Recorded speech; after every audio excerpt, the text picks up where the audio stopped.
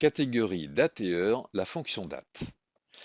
Les fonctions année, mois et jour permettent de décomposer une date en années, en mois et en jours. La fonction date permet de faire l'inverse. Elle permet de reconstituer une date Excel à partir des éléments séparés que sont l'année, le mois et le jour. La syntaxe de la fonction date est la suivante, trois arguments. On notera l'ordre des arguments puisqu'on commence par l'année, on poursuit par le mois et on termine par le jour.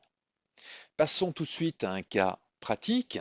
J'ai ici des dates en colonne A, voilà, qui ont été exprimées en années, en mois et en jours, qui ont été décomposées. Et je dois reconstituer la date.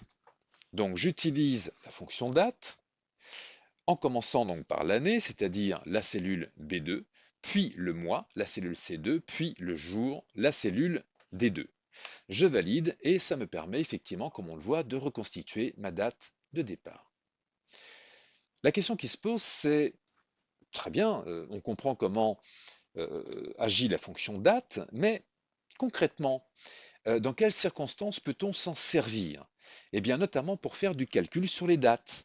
Exemple, en colonne H, nous souhaitons calculer une date d'échéance à 15 mois par rapport à notre date de départ.